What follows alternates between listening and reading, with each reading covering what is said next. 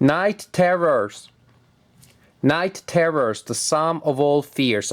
This is a free print-and-play solitaire game. You know that from time to time I like to explore Board Game Geek and look for print-and-play games so that you can play games also, when your budget is low and you do not have much money to buy new games, and maybe also when no one is around. And in fact, in particular, I like print-and-play games that are very light to print. They do not consume much ink, and they're also easy to construct because they do not have much time, patience, or manual skills. Night Terrors, the sum of all fears, meets all of these requirements of mine: low ink investment and easy to build. In fact, all that you need to play the game will be to print the materials that you see here. And actually, the rules are these ones. If you don't want to print them, if you just learn them, you'll be fine too. The rules are very simple and very short, as you can see, just 2 sheets of paper and not particularly full of information. Very essential rules. Then we have a player aid, or to say a play sheet and a deck of cards. These cards, after you print them and cut them, probably you will want to put them in plastic sleeves to make them a little more sturdy, or you can glue them on cardboard, cardstock, and then cut them so they become real cards. When it comes to game components of print and play games, I am an uncivilized barbarian. If a game can be played just by using the components as they are after they cut them, without mounting them on anything, without putting them in plastic sleeves, I'll do that. And this is precisely what happens here. I haven't mounted them, I haven't done anything with them, I cut them, and I can still play the game. And so that's what my copy looks like. But also that tells you, if you also just want to play the game without worrying about the components, you can do so. The components are very easy to make and to use. The theme of the game, well, you're a kid that is sieged by horrible monsters that are coming out, I guess, from the closet, from under the bed, from everywhere. But luckily enough, you have an arsenal of weapons at your disposal, which is much bigger than the one that I had when I was a kid and I had to fight off the monsters that were attacking me. Or maybe you also, this is taking place in your imagination, so imaginary monsters are trying to attack you, but also you have some powerful imaginary weapons. To play the game, you will also actually need to add a bunch of dice and a bunch of wooden cubes or other tokens. If you are into board games enough to know about my video blog and you're watching this video, most likely you have those supplies at home. Now, to play the game, you will place 3 cubes on these tracks, 1 on each track, and the starting position of the cubes is determined by the level of difficulty that you have selected. A normal difficulty, you will place 1 cube on each 12 space, and then you have the hard and the epic. Then you will also place cubes in these boxes here, and the number of cubes that you place in each of these boxes, well, rectangles really, will be determined by, again, the level of difficulty. Want to play an easy game, then you place 6 cubes here, 5 here, 5 here, and so on and so forth. And the basic idea is that when you use one of the weapons, you will remove one of the cubes. So each time that you use a weapon, you use an ammo token. The cubes that you place here are ammo tokens, and when they're gone, they're gone. So the harder the game, the fewer ammo tokens you will have. The game is extremely simple, simplicity itself. At the beginning of the game, to set up the game, you will shuffle these monster cards, and then you will place them in 2 rows. A top row made of 5 cards, and then a bottom row with 3, with only 3. There's also a third row which you don't see at the beginning because it is empty, and you're trying to keep monsters off the third row because when they get there and they get past that one, they deal damage to you. How does the game work? Well, each turn you get to attack twice using your weapons. You will roll dice to generate results. Basically, the weapon that you select tells you how many dice you roll and how. That means if you have rerolls and that kind of stuff. For example, if you use the Super Soaker in an attack, then you roll 5 dice and you use up to 4, so you have a little bit of choice. If you use the Potato Cannon, you roll 3 dice, and then you may flip any of these dice to the opposite face. So one becomes a 6, for example. If you use the Laser Sword, you roll 4 dice, but when you use a die on a Finch, you may add 1 to the result, so you simply change the die. So that means you have 2 attacks. You select a weapon to perform the first attack, and you remove the ammo token. You roll the dice and do whatever manipulation of the dice the game effect allows you, and then you place the dice that you just rolled on the monsters. And you cannot place 2 of the dice, or several of the dice that you just rolled, on the same monster. You have to distribute them unless there is a game effect that allows you to. And that applies to pretty much anything, because the point of these weapons is precisely to break the standard rules.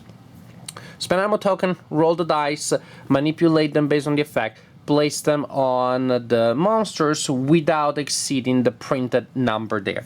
Repeat that 2 times, or do that twice for your 2 attacks, and then you will remove the monsters that have dice on them whose total adds up to the printed result. So if I have a 2 here, or a 1 and a 1, I can remove the evil Duck of Doom.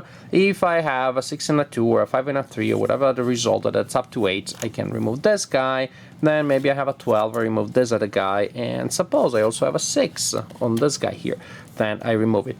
After I'm done removing all the monsters that have been destroyed by my attacks, I move the remaining monsters down. Now this guy here is in the 3rd row, and you draw enough monsters to refill the top row.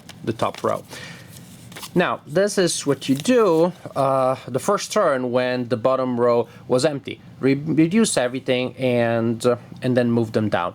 If there was already somebody in the 3rd row, then the first thing to do actually is to inflict damage on you. The monsters that are in the 3rd row there, at the end of your attacks, they're still there. They inflict damage in the category associated to them by color. So for example, Fiends will inflict damage in the Soul category, the purple one. Freaks in the Sanity, and Beasts in the Orange Health category. And the amount of damage that they deal is equal to the results. So the Hellion, if it's there at the end of my attacks, is there in the 3rd row, will inflict 6 points of damage on my soul. So I'll just reduce the amount of soul points that I have by moving down the queue. After they attack, for being in the 3rd row, they are removed, and then you perform the movement, which is the shifting down of the remaining monsters and the replenishing of the top row. Oh, the much feared, the bottomless man, almost as feared as the topless man, the man with the missing half. And when the 2 of them get together, I don't know what happens. The Night Terrors game, the Sum of All Fears. This is how it works. Oh well. Also, a little detail. You die, you lose the game. If any of your results goes down to 0, you win if you are able to kill or discard all monsters before any of your 3 stats goes down to 0. As simple as that. So, Night Terrors, they say you get what you pay for, but luckily enough that is not always true, because I didn't pay anything for this game. I invested very little ink to print it, very little time to put it together, and I got a good, nice filler. Nothing that will change your life probably, but definitely for what I paid and the time it took me to put it together, something enjoyable. I played a couple of times, maybe at some point I'll play a couple of more times. If I don't, I haven't wasted time or money, because what I had I found pretty enjoyable. Actually, I want to show it to my daughters, to my 6-year-old, and play with her. There are a lot of effects right now, and I think she will still have a hard time keeping them all in mind, and especially putting them together and sequencing them to create a strategy, saying what is now there in the area, so what are the challenges that the monsters are presenting, so what are the weapons and the action that most likely will get the job done. So it's not if the rules are complicated, but the strategy, even for a filler, I think could be a little challenging for a child to play it effectively.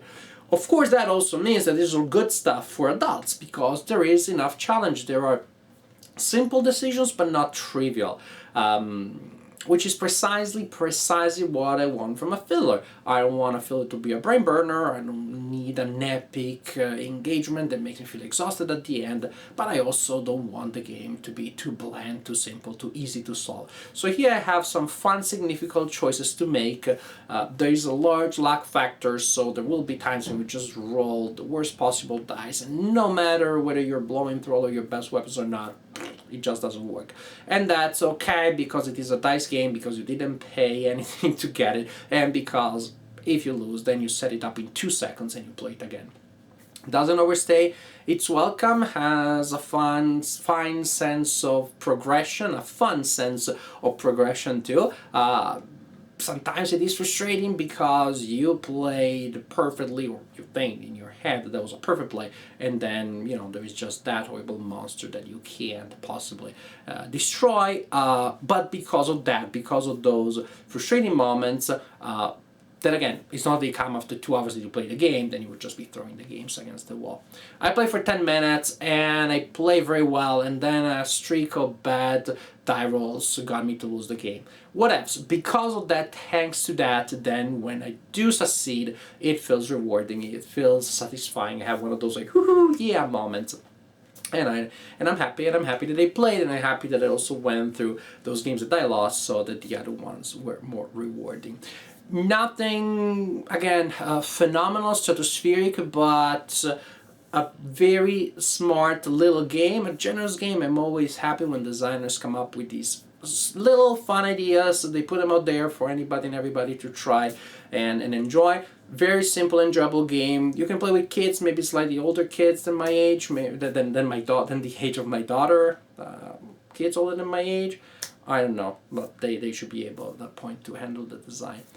8-9-year-old probably is better to really enjoy the design, and for adults it is still very enjoyable. So Night Terrors, it doesn't cost anything, it won't take you long to put it together. If you're traveling and you want to have a solo game to bring with you, then this is definitely an excellent choice, because it's also very small, very portable. Give it a try. I enjoyed it. For a filler, for a small filler, I find this to be a pretty good one.